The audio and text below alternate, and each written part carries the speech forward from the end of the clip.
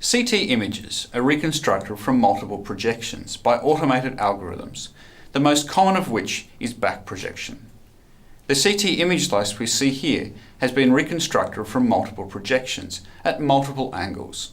In high-resolution imaging sequences, this can be as high as 200 projections and down to 60 or even 30 projections for fast imaging. The number of projections influences the degree with which we can discern fine image structure. In general, the higher the number of projections, the better the resolution. In its most basic form, a CT image is constructed by taking multiple projections through an object.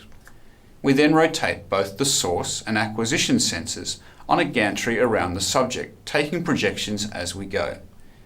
CT imaging machines also use a fan-shaped X-ray source and a matching arc-shaped sensor array. There are technical advantages to this approach that we won't detail here, but it should be noted that this also aids in keeping the rotating part of the machine compact. As the gantry rotates, multiple projections are then taken. In our case, we'll base our examples on 4 projections for simplicity, even though this number is very low. It is important to remember that the value the sensor will see at the red circled point is the sum of the attenuation that beam will experience as it passes through tissue.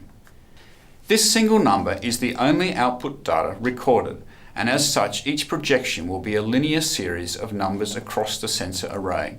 In order to demonstrate how we can now reconstruct projections, we will first need to recognize that CT images are represented as a grid of pixels, or voxels. Voxels are the three-dimensional version of pixels. Back projection algorithms treat images as a discrete set of voxels in order to perform the reconstruction. In our example, we will use a very simple 2x2 image with 4 pixel values: 5, 8, 3, and 2. We can now calculate what a projection will look like through this data from left to right. The attenuation in this case will be the sum of the elements in the direction of the projection, in this case 13 and 5. We now move on to the next projection, in which we will sum diagonally through the pixels, resulting in projection values of 8, 7 and 3. We continue for the vertical projection and remaining diagonal projection.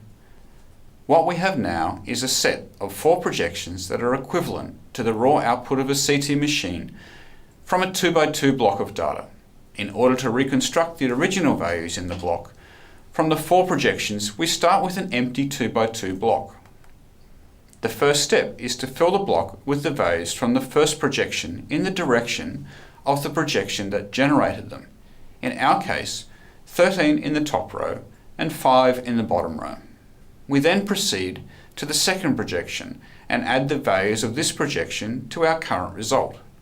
In our case, we then add 8 from the projection to the existing value of 13 in the top right corner to give us 21. We then proceed with the projected value of 7 and add this to 13 and 5, resulting in 20 and 12. This projection is completed by adding 3 from the projection to the existing value of 5 to give 8. We then proceed to the next projection and add 8 to 20 and 8, resulting in 28 and 16. Add 10 to result in 31 and 22. The last projection is then added, giving us our final projection result. We then go back to the first projection and subtract the sum of this projection, in our case 13 and 5, resulting in 18, from each of the elements of our current projection. This gives us a new block of 15, 24, 9 and 6. The final step is then to divide by the number of remaining projections, in our case 3, to give us our final result that matches our original data. Multiple filtering steps can be added to this basic algorithm to remove noise and improve the result when there are only a small number of projections. But the main process still remains the same. These techniques are sometimes called filtered back projection.